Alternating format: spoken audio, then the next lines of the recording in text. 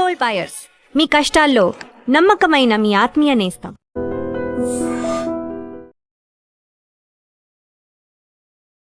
గురుగారు ఇందాక మనం మాట్లాడుకున్నట్టు పూనకాలు నిజమేనా, అది ఏంటి అది అసలు? ఇప్పుడు పూనకాలు నిజమేనా అన్నప్పుడు అప్పుడు దయ్యాలు లేకపోతే నెగిటివ్ ఎనర్జీ ఉంది, వాళ్ళు కూడా దయ్యాలు భూతాలు పడుతున్నాయని మనం కొన్ని ఆలయాల్లో చూస్తూ ఉంటాం. అది నిజం అన్నప్పుడు ఇది నిజమే అని నమ్మాలనిపిస్తుంది. కానీ ఇది వీళ్ళు భవిష్యవాణి చెప్తుంటారు, ప్లస్లు మైనస్లు, ఏదైనా దొంగతనం జరుగుతాయి అలాంటి వాటికే పాపం పోలీస్ ఆఫీసర్ లా ఉపయోగిస్తూ ఉంటారు అని. సో దానికోసం సమస్త భూమండలంలో, ఈ సమస్త భూమండలంలో ఎక్కడా కూడా ఏ దేవత కూడా నేను ఇది చెప్తాను అని ఎక్కడ చెప్పదు, నేను ఇది పలుకుతున్నానని ఎక్కడ పలకదు. ఒక్కటే పలుకుతుంది, దాని పేరే శబ్దము. ఆ శబ్దం ఎలా ఉంటుందంటే అని శబ్దం వస్తుంది. అంటే గీంకార శబ్దాలు అంటారు వీటిని. ఈ గీంకార శబ్దాల్లో జంతు తోలుతో చేసినటువంటి డమరుకాల మీద కొట్టేటప్పుడు గమనించండి, జంతు తోలు, ప్లాస్టిక్లు కాదు, జంతు తోలుతో చేసినటువంటి డమరుకాల్లో అదే ఆ డోలు ఇవన్నీ ఉంటాయి, వాటి మీద కొట్టేటప్పుడు పింపీనాదాలు అంటే పెద్ద పెద్ద శబ్దాలతో వాడేటట్టు బూరలు అంటాం మనం, అలాంటి వాడేటప్పుడు కాలక గజ్జలు, దీన్ని గజ్జల మూత అలా చేసేటప్పుడు ఈ భూమికి భూమికి అని తన్నుతుంటాం. శబ్దం కూడా పేరదే, భూమికి ఇలా తన్నేటప్పుడు భూమికి అని కాళ్ళకు గజ్జలు కట్టి అమ్మను భూమికి అని చెప్తున్నప్పుడు ఈ 3 శబ్దాలు క్రోడగించగలిగినప్పుడు అమ్మవారి యొక్క ఈ నాసికా పుటం నుంచి ముక్కు పెద్దగా అయ్యి, అంటే ఈ ముక్కర పెద్దది చేసుకుని అనే శబ్దం బయటకు వస్తుంది. ఆ శబ్దాన్ని తదేకంగా ఏ దేహం అయితే ఆవహిస్తుంది, అంటే లోపల కూర్చున్నటువంటి అమ్మవారి నుంచి ఆ యథాశక్తి బయటకు వచ్చేటప్పుడు ఎవరైతే అక్కడ 10 మంది 5గురు ఉన్నారో వీరిని తాకుతూ బయటకు వెళ్ళిపోయి సమస్త ప్రకృతిని కూడా ఒక్కసారి అలా తాకి వచ్చేస్తుంది. దీనికి పట్టే సమయం 8 నిమిషాలు మాత్రమే. ఆ సమయంలో ఎవరైతే అక్కడ ఉన్నారో ఈ తల్లి మళ్ళా లోపలికి వచ్చే వరకు కూడా వారికి ఆ వైబ్రేషన్స్ ఉంటాయి. దీన్ని మనం పూనకం అనుకుంటాం. ఎందుకు అలా కనెక్ట్ అవుతుందని అంటే అమ్మవారి యొక్క దివ్యమంగళమైనటువంటి శక్తిని తన దేహం నుంచి బయటకు వచ్చేటప్పుడు ఆ శబ్దాలకు ఆనంద తాండవం చేస్తుంది అమ్మవారు. ఆ ఆనంద తాండవం చేయటానికి ఏదో ఒక దేహం కావాలి. ఆ దేహాలు అమ్మవారు మొట్టమొదటి ఏమించుకుంటుందో తెలుసా? గాలిని ఎంచుకుంటుంది. అందుకని ఎక్కడైనా మీకు అమ్మవారు వచ్చేటప్పుడు, అమ్మవారు ఊరేగింపు జరిగేటప్పుడు, జాతర జరిగేటప్పుడు గాలి విపరీతంగా వేస్తుంది, అది నిదర్శనం. ఆ తర్వాత ప్రకృతిలో ఉన్నటువంటి మహావృక్షాలని ఆవహిస్తూ ఉంటుంది. ఆవహించినప్పుడు అవి అనేటువంటి శబ్దాన్ని తీసుకొస్తాయి. అందులో మొట్టమొదటి ఏ చెట్టును ఆవహిస్తాయో తెలుసా? తాడి చెట్టు. ఎందుకంటే ఊళ్ళోకి యమధర్మరాజు వచ్చినప్పుడు మొట్టమొదట ఆయన కూర్చునేది అక్కడే. ఎత్తైన చెట్టు మీద కూర్చుని ఎవరిని తీసుకెళ్లాలా అని కూర్చుంటాడు ఆయన. అందుకని మైలుకు మాత్రమే ఎక్కువగా ఉపయోగిస్తారు అవి. అందుకని మా ఇంట్లో మైలు వచ్చిందండి, ఎవరో పెద్ద మనిషి అయ్యారండి అంటే మొట్టమొదటి ఆకులు తీసుకొచ్చే పెడతారు. అర్థమవుతుందట. అమ్మవారు వచ్చిందండి అని అడిగితే ఆకుల్లో పోసే కళ్ళు కూడా ఇస్తారు. అంటే దాని విధానం, అంటే యమధర్మరాజు కోసం ఆయన చరిత్రలో ఇవన్నీ ఉంటాయి. అందుకని ఒక అతీతమైనటువంటి అనుగ్రహంతో అమ్మవారు ఒంటి మీదకి వచ్చి పూనకాలు ఇవ్వాలి అని అంటే అమ్మవారు లోపల ఉన్నటువంటి శిలరూపం నుంచి బయట ఉండేటువంటి ఒక అతీతమైనటువంటి శబ్దంతో మనందరం ఒకే శ్వాసతో ఉంటాం అక్కడ. అమ్మోరు అమ్మోరు అమ్మోరు అమ్మోరు అమ్మోరు తప్ప రెండో ప్రపంచం ఉండదు అక్కడ. వేరే వేరే దేవతల పేర్లు ఏమి ఉండవు. మా అమ్మ, మా ఊరమ్మ, ఏదో పేరు ఉంటుంది కదా, ఆ పేరుతోటి అంతా అనేక రకాల శబ్దాలు ఒకే ప్లేస్లో ఉంటాయి. మళ్ళా వేరే వేరే చోట ఉండవు. అంత శబ్ద తరంగాలతోటి ప్రకృతితో జరిగేటువంటి అనుసంధానంతో ఏ దేహమైనా సరే ప్రకంపనలకు లోనవ్వాల్సిందే. ఇప్పుడు ఉదాహరణకు డీజే పెడుతున్నారు ఇక్కడ మన గుండెల్లో దడదలాడుతుందా? అదేటి గురుగారు అక్కడ డీజే వస్తే ఇక్కడ దడదలాడంటే దాని వైబ్ అంతే. అలాగా ప్రకృతిని అనుసంధానం చేసుకుని జీవాలకు సంబంధించినటువంటి తన శరీరముతో ఒక డోలక్లాడి చేసుకుని ఈ భూమికి అని తండుతుంటే ఆ వచ్చేటువంటి శబ్దం అమ్మవారిలోంచి వచ్చేటువంటి ఒక యథాశక్తిని ప్రకృతితో అనుసంధానం అయినప్పుడు మన దేహంలో ఉన్నటువంటి షట్చక్రాలకే కనెక్ట్ అవుద్ది. ఆ షట్చక్రాలు ఏమై ఉంటాయి? మూలాధార, స్వాదిష్టాన, మణిపూర్వక, అనాహత, విశుద్ధ, ఆజ్ఞ, సహస్ర. ఈ షట్చక్రాలన్నింటినీ కనెక్ట్ ఎప్పుడైతే అయిందో మనలో కుండలిని శక్తి ఒకేసారి జాగృతం అవుతుంది. అయినప్పుడు మనకి తెలియదు, అమ్మ కనపడిందమ్మా, ఎంత అందంగా ఉందోనమ్మా, నేను ఏం చేశానో కూడా నాకు అర్థం కాదని చేసి ఒక తెలియదు ఒక అతీతం. ఇది ఎన్ని నిమిషాలు అంటే 8 నిమిషాలు ఉంటుంది. అంటే ఒక కిరణాలు భూమి మీద పడటానికి సమయం ఎంత ఉందో ఒక గర్భగుడిలోంచి ఒక యథాశక్తి బయటికి రావడానికి మన దేహాన్ని తాకి అలా మళ్ళీ లోపలికి వెళ్ళిపోతుంది. ఆనందపడుతుంది. అందుకని అమ్మవారు ఆనంద తాండవం ఆడుతున్నప్పుడు ఏ స్త్రీ శక్తికి అయితే ఆ కుండలిని శక్తి జాగృతమయ్యేటువంటి అనుగ్రహం ఉందో ఖచ్చితంగా వారి మీదకే అనుగ్రహం వస్తుంది. దీనికి మనం పెట్టుకున్నటువంటి పేరు ఏంటంటే పూనకాలు. పూనకాలు అంటే ఊగుతూ కాళ్ళు ఊపడాన్ని పూనకాలు అంటారు. ఇలా ఇలా ఇలా ఇలా ఇవి పూనకాలు అంటారు. వాస్తవంగా చెప్పాలంటే అమ్మవారి పూనకాల్లో పాద అందం అంటారు దీన్ని, ఈ అందలి శబ్దం అంటారు. మీరు ఎప్పుడైనా లలిత పారాయణం చదువుతున్నారా అని అనుకోండి, అమ్మవారు వేసేటువంటి అందలి శబ్దం అంటారు దీన్ని. ఇట్లా ఇది పూనకమే, అమ్మవారి పూనకం. అందుకని అమ్మవారి పాదాలకు అంత గొప్పతనం ఉంటుంది. అందుకని ఇప్పటికీ మీరు చూడండి, కాళ్ళకి ఖచ్చితంగా పారాయణం పూస్తారు అమ్మవారికి. ఎందుకంటే అమ్మవారు ఆ పాద స్పర్శను ఇట్లానే తాళం వేస్తుంటది. అదే అమ్మవారికి వచ్చే పూనకం. ఇప్పుడు మన శరీరం మొత్తం మీదకి వచ్చేసింది. ఇప్పుడు ఏంటంటే మనిషికి కావలసినటువంటివి, తనకు నచ్చినటువంటివి, తను ఏదన్నా చెప్పాలనుకున్నప్పుడు ఎందుకు వస్తుందిరా పూనకం అంటే, ఒకప్పుడు నరబలులు వేసేవారు, మీకు గుర్తుందా? నరబలులు ఇప్పుడు కూడా కొన్ని చోట్ల బలులు జరుగుతుంది. దీన్ని మనం ఆపడం ఏం కాదు, కానీ జరుగుతూనే ఉంటాయి. మీరు తీసేయండి అంటే మనల్ని బలేస్తారు, అక్కడ ఇబ్బంది. అందుకని ఆ బలులు వేసినప్పుడు అక్కడ ఉన్నటువంటి ఆహారాన్ని గెద్దలు ఎత్తుకుని తీసుకెళ్ళిపోయేవి. ఎక్కడికి? ఎత్తైన ప్రదేశానికి. వాళ్ళు తినేవారు కాదు, విసిరేసేవారు. బలేసేస్తే వదిలేసేవారు. దాన్ని తీసుకెళ్లి గద్దలు తినేవి. ఎక్కడికి? ఎత్తైన ప్రదేశానికి తీసుకెళ్లేవారు. కాబట్టి అది గద్దె. ఆ గద్దె ఇప్పుడు గద్దెలు ఇళ్లలోకి వచ్చేస్తున్నాయి. అంటే గద్దె ఉందంటే, మా ఇంటి వెనకాల గద్దె ఉందంటే అక్కడ వాక్కు చెప్తారండి. అది ఎక్కడ చెప్తారు? ఊరు పులిమేరల్లో ఉండాలి, ఎత్తైన ప్రదేశంలో ఉండాలి, అది గద్దె. అక్కడ చెప్పేటువంటి ప్రదేశాల్లో మీరు అక్కడికి వెళ్ళి చూడండి, అమ్మవారు వచ్చినట్టుగా పూనకంతో మాట్లాడతారు. అర్థమైందా మీకు? అది గద్దె. కాబట్టి ఈ సాంప్రదాయం అక్కడి నుంచి వచ్చింది. అది అందుకని ఏంటంటే వాళ్ళు గట్టిగా మాట్లాడిన తర్వాత, అమ్మ ఏం జరిగిందంటే, నీ పని అవ్వలేదంటే, బలికి వరుతుందండి అమ్మవారు, మేకపోతుని బలేయండి లేదా దీన్ని బలేయండి అని చెప్తారు తప్ప రెండో సమాధానం ఉండదు. అందుకని అమ్మవారి యొక్క పూనకాల్లో అమ్మవారి అనుగ్రహంతో, తల్లి ఆత్మానందంతో, భగవంతుడు ముందు అర్పించేటువంటి సకల శబ్దాల నుండి అమ్మవారు తన ముక్కెరలను పెంచుకుంటూ శ్వాస ఉచ్ఛ్వాసల నడుమన ఆనంద తాండవం చేయటానికి అమ్మ చూపించేటువంటి ఒక ఆత్మానందమైనటువంటి నాట్యం. వాస్తవికంగా ఆ తల్లి బయటకు వచ్చినప్పుడు సమస్త ప్రకృతి కూడా అమ్మను అభిషేకిస్తుంటాయి. మహావృక్షాల ద్వారా, గాలి ద్వారా, అనేక రూపాయలు, సముద్రంలో ఉన్నటువంటి కెరటాల ద్వారా, గ్రామాల్లో ఉన్నటువంటి పచ్చక బయళ్ళ ద్వారా ఒక అద్భుతమైనటువంటి ప్రకంపనలు జరుగుతుంటాయి. అలా వచ్చిన తల్లి ఆ కాసేపు చూసి ఆనందించి వెళ్ళిపోతుంది. ఇది తల్లి పూనకాలంటే పరమార్థం. అది మనం అనుకుంటున్నట్టుగా ఇప్పుడు ఊగేస్తున్నాం నాకు వచ్చేసింది అనేది కొంత కావాలని చేసేటువంటి ప్రయత్నాలుగా చెప్పొచ్చు. అమ్మని సంతుష్టపరచడం ఎలా? లైక్ అసలు గ్రామ దేవత ఇక్కడ ఉంది, అక్కడ ఉంది. మన గ్రామ దేవత ఎవరు? బొడ్రా ఎప్పుడు ఊరికి నడిబొడ్డున ఉండాలంటాం. అది అసలు ఎక్కడ నడి? ఆ శ్మశానాలు కూడా నడిబొడ్డుకి వచ్చేసాయి కదా గురుగారు ఈ రోజు. అమ్మ ఇక్కడ ఉంది, ఆ పవర్ ఇక్కడ ఉంది అని. వాస్తవిక ధర్మంలోనమ్మా అమ్మవారిని పలానా ప్రదేశంలో ఉన్నారు, ఇక్కడ ఉన్నారు, లేకపోతే ఊరి పొలిమేరల్లో ఉన్నారు, ఇళ్లల్లో ఉన్నారు, మనలో ఉన్నారు అని అనేక రూపాల్లో మనం వినే ఉంటాం వాస్తవిక ధర్మంలో. పూర్వకాలంలో అంటే మన తాత ముత్తాతల కాలానికి వెళ్ళిపోతాయి. అది కూడా ఒక 7-8 తరాల ముందు. ఇప్పుడు వచ్చిన నానుడు కాదు. ఇప్పుడు అన్నీ కూడా మనం కట్టుకున్న గుళ్ళు గోపురాలు కనపడతాయి. అప్పట్లో పొలాల్లో ఉండేవారు. ఎందుకనంటే ఒక జీవుణ్ణి బ్రతికించడం కోసం. ఇప్పుడు మనకు ఆహారం ఎంతైతే ప్రాముఖ్యమో ఒకప్పుడు రైతు అన్నక అంత పెద్దపేట ఉండేది. కాబట్టి ఆ ఇంటి ఎలవెలుపు ఆ పొలాల్లో ఉప్పలమ్మగా కొలిచేవారు. అంటే ఒక కొలుపులు అని అంటారు.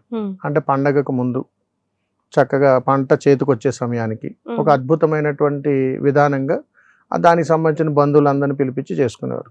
ఇది కాలక్రమేణా ఏమైందనంటే గ్రామాల్లో ప్రతి ఇంటిని సంరక్షించేటానికి ఒక అనుగ్రహంతో కూడుకున్నటువంటి శక్తి అవసరమైంది. ఎలా అవసరమైందనంటే కంటికి కనపడినటువంటి కొన్ని దుష్ట శక్తులు దేహాన్ని ఆవహించినప్పుడు, మందులు కూడా పనిచేయనటువంటి తత్వంతో ఉన్నప్పుడు, ఏదో మట్టిలో ఉన్నటువంటి ఆ బురదను తీసి శరీరానికి రాస్తే తగ్గిపోయేవి. అలా పొలాల దగ్గరికి వెళ్ళి అక్కడ ఉన్న మట్టిని తీసుకొచ్చి శరీరానికి రాస్తే తగ్గిపోయేవి. ఆ గ్రామంలో ఉన్నటువంటి ఏదైనా చెరువులో ఉన్నటువంటి మట్టిని తీసుకొచ్చి శరీరానికి పూస్తే తగ్గిపోయేవి. ఒక పక్క చూస్తే ఇదంతా కలుషితమైనటువంటివే, కానీ ఇవి శరీరానికి కొన్ని ఔషధాలుగా పనిచేసాయి. ఎలా పనిచేసాయి? దీనికి సైంటిఫిక్ ఆధారాలు ఏమి ఉండవు. ఎందుకనంటే ఒక గ్రామ దేవత అనేటువంటి ఒక చిన్న పదములో ఈ సమస్త విశ్వమే పెద్ద గ్రామం. దేవత అంటే ఆదిపరాశక్తి. ఈ గ్రామ దేవతలు అంటే అక్కమాంబలు, అంటే ఆదిపరాశక్తి యొక్క అంశము అక్క చెల్లెళ్ళు. వాళ్ళు ఈ సమస్త విశ్వానికి గ్రామాన్ని పరిరక్షించేటువంటి అధిపతులుగా ఉన్నారు. ఇప్పుడు వీళ్ళ యొక్క తక్షణ కర్తవ్యం ఏమిటి? ప్రతి ఒక్కరిని ఆరోగ్య సంరక్షణగా చేయటమే. అంటే గ్రామదేవత అంటే ఆరోగ్య ప్రదాయిని వాస్తవికంగా. ఇవి రెండు భాగాలు. ఒకటి గ్రామదేవత, వీడు పొలిమేర. రెండవ వాళ్ళు శీతలాంబ అమ్మవారు, గ్రామం చల్లగా ఉండాలి అని చెప్పి ఒక యంత్ర స్థాపన చేస్తారు ఆవిడకి. అలాగా ఇప్పుడు కాలంలో మీరు చెప్పాలంటే బొడ్రాయి, మీరు వినే ఉంటారు. ఆ బొడ్రాయి అని చెప్పేసి ఊరిని 4 వైపులా కొలతలు కొలిచి మధ్యలో ఏ భాగం అయితే వస్తుందో అక్కడ ఒక శాస్త్రోక్తంగా ఆచార వ్యవహారాలతో చేస్తారు. దీనికి ఏ వేద ప్రామాణికాలు ఉండవు.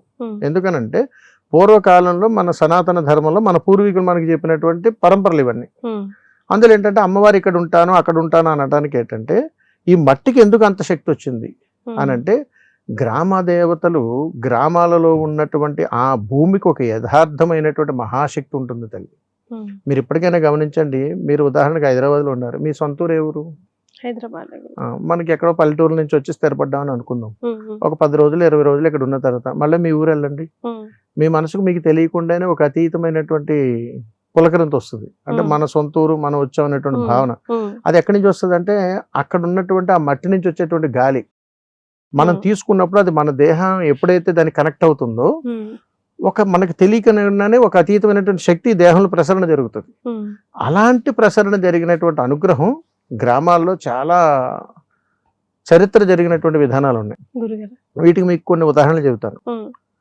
ఒక కుటుంబంలో తీవ్రమైనటువంటి రోగాల బారిన పడినప్పుడు ఆ ఇంట ఏం చేయాలో అర్థం కాని పరిస్థితుల్లో అనుకోకుండా ఆ ఇంట యజమాని ఆ చెరువు నుంచి కొన్ని నీళ్లు ఇంటికి తీసుకొచ్చి ఇంటి అందు ఇలా జల్లుకున్న తర్వాత ఆ దేహాన్ని పట్టున్నటువంటి మహమ్మారి పారిపోవటం. ఇంట్లో వాళ్ళ యొక్క మానసిక స్థితి సరిగా లేనప్పుడు ఇంటి బయటకు తీసుకొచ్చి ఒక ఎండుమిరపకాయలని ఇలా దిగదుడిచి ఆ నేలకేసి అక్కడ కొడితే ఆ మహమ్మారి పారిపోవడం. ఏంట్రా ఇవన్నీ అని అడిగితే మీరు గరుడ పురాణం చదవాలి అప్పుడు. ఎందుకనంటే కొన్ని మనం కర్మల ప్రకారం మాట్లాడుకుంటుంటాం కొన్ని విషయాల్లో. ఎందుకనంటే జీవుడు తన యొక్క విధి విధానాల్లో సంపూర్ణం కాలేనప్పుడు వైతరిణి నది దాటే లోపు తను ఒక ప్రేతాత్మ జన్మనెత్తుతాడు. ఈ ఎత్తినటువంటివన్నీ కూడా మానవ దేహాన్ని ఆవహిస్తూ రకరకాల పనులు, వైపరీత్యాలు, విధి విధానాలు తీసుకొస్తుంటాయి. వీటిని మనం ఇప్పటికీ కూడా గ్రామాల్లో గాలిలు పట్టేయండి, ఇదండి అదండి అని చెప్పుకుంటూ ఉంటాం. అలాంటి చోట గ్రామ దేవత రాత్రిపూట సంచారం చేసేటప్పుడమ్మా పోతురాజు అని ఉంటాడు తమ్ముడు. ఆయన చేతిలో ఉన్నటువంటి కొరడ ఏదైతే ఉందో దీనిని నేలకేసి కొడుతుంటాడు. ఎక్కడ? గాలిలో శబ్దం చేస్తూ ఈ కొరడాన్ని నేలకేసి కొట్టి వచ్చేటువంటి శబ్దం ఏదైతే ఉందో ఆ శబ్దానికి శ్మశానంలోంచి వచ్చినటువంటి ఈ ప్రేతాత్మలన్నీ మళ్ళీ అక్కడికి వెళ్తాయి. ఒక్కడ కూడా నిలబడదు. అప్పుడు దేవత వేసేటువంటి అడుగు పరమ పవిత్రంగా మారి అక్కడ ఎక్కడైతే ఆ తల్లి పాదం మోపుతుందో అక్కడ ఆ నేల అంతా పవిత్రమవుతుంది తల్లి. అందుకని ఆ మట్టికి అంత అతీతమైనటువంటి శక్తి వస్తుంది. ఇప్పటికీ మీరు గమనించండి, చాలా చోట్ల పొలాలకు వెళ్ళి చూడండి, అవకాశం ఉన్నంత వరకు రైతులు ఆ నేల మీద పడుకుంటారు, ఆ మట్టిలోనే అక్కడే పడుకుంటారు. ఇప్పటికీ కూడా గ్రామాల్లో గ్రామం మీద ఆధారపడి బ్రతికేటువంటి వాళ్ళు వ్యవసాయం మీద కానీ ఏదైనా కానీ 80% మంది సాయంత్రం ఏదైనా ఖచ్చితంగా దేహానికి మట్టి పూసుకోకుండా వాళ్ళ జీవితం గడవదు. ఇప్పటికీ కూడా గ్రామాల్లో ఆ మట్టి పాత్రలే మనం వాడుతున్నాం. ఇప్పటికీ వాటికి చరిత్రలు తిరిగినా కొన్ని వేల సంవత్సరాలు జరిగినా కానీ ఇప్పటికీ వాటికి అగ్రపీఠం. ఎందుకని అంటారు? అంత యథాశక్తి వాటికి ఉన్నది. మీరు ఫ్రిడ్జ్లు, కూలర్లు, ఇంకోటి ఎన్ని వాడినా రానటువంటి అనుభూతి ఒక మట్టి కుండలో వస్తుంది. ఇదంతా ఎక్కడి నుంచి వచ్చింది? ఆ గ్రామాల్లో తిరిగినటువంటి ఆ గ్రామ దేవతల యొక్క యథాశక్తి అక్కడ నిక్షిప్తమై ఉన్నది ఇప్పటికీ కూడా.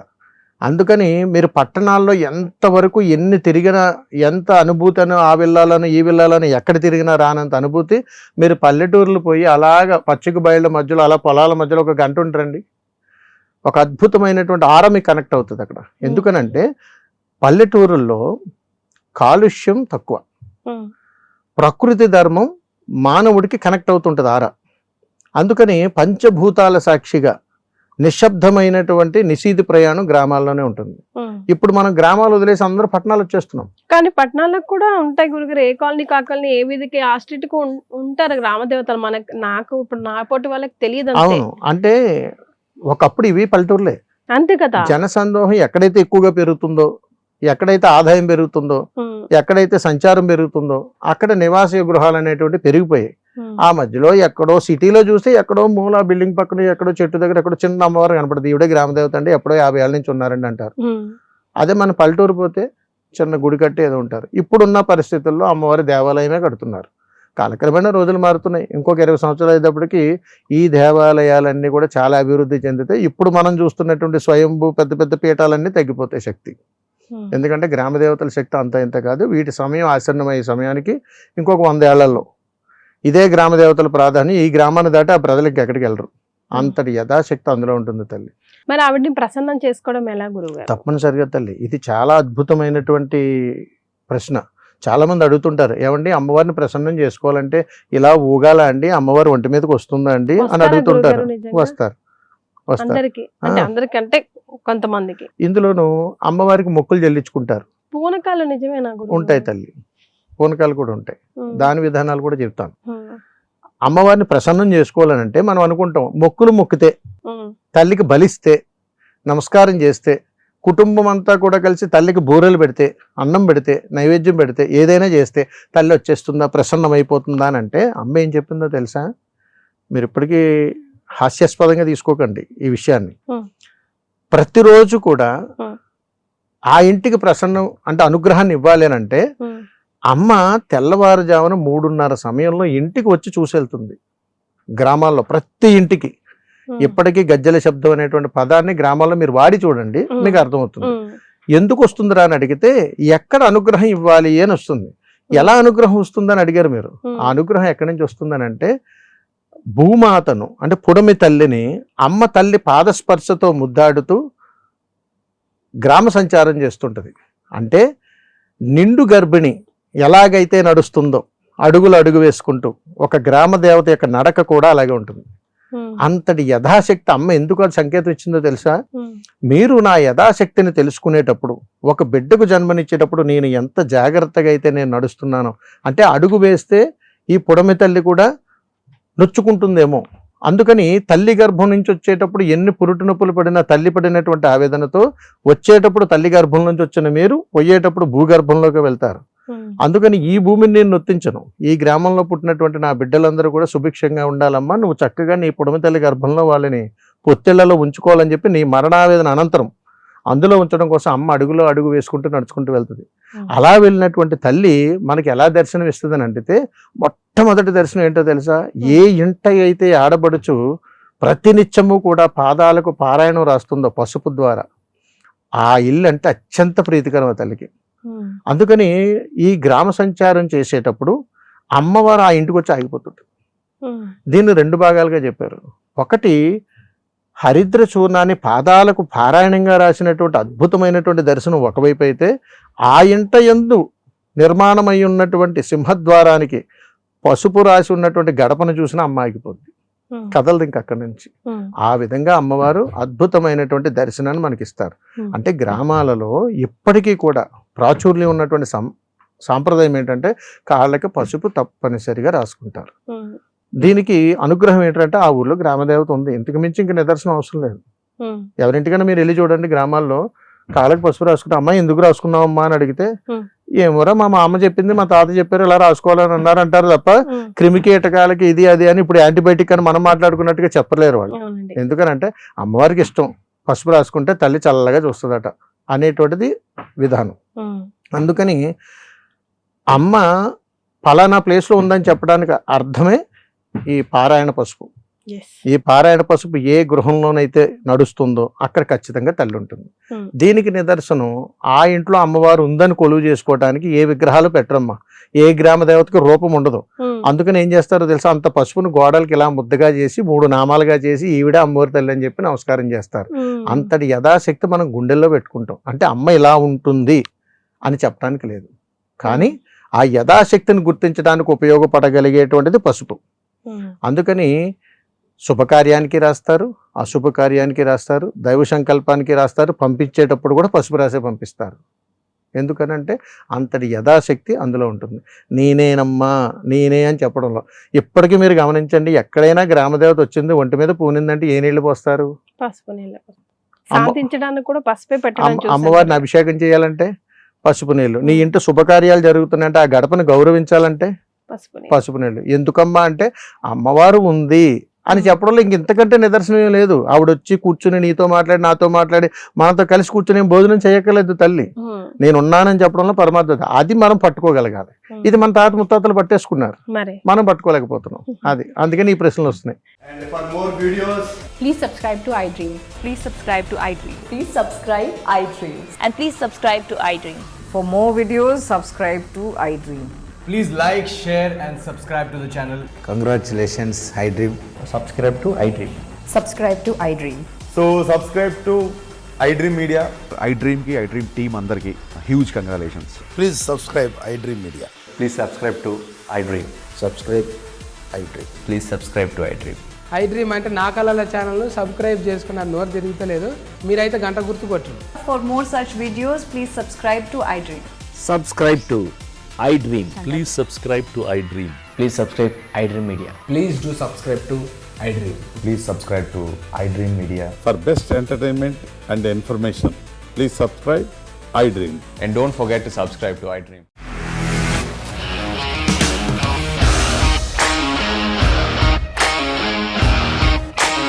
ఇండస్ట్రీలో కమిట్మెంట్ ఇష్యూస్ వస్తే నీకు కూడా వచ్చినట్టు మార్నింగ్ తీసుకెళ్ళాలంటే కొట్టి పడేస్తారు.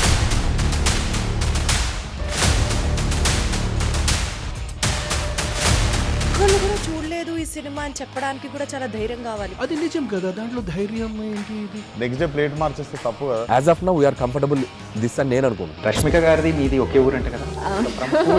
నీకు కోపం వచ్చిందంటే బాగా తిట్టేత్తరా? తిట్టేద్దామండి. నిజంగా గేమ్ ని ఎలా చేంజ్ చేయగలిగారు? ఏపీఎస్ఎఫ్సి వాళ్ళకి 6 నెలల్లో నేను 6 లక్షలు కట్టా. బిజినెస్ చేయాలనుకుంటే it is as difficult as riding a tiger.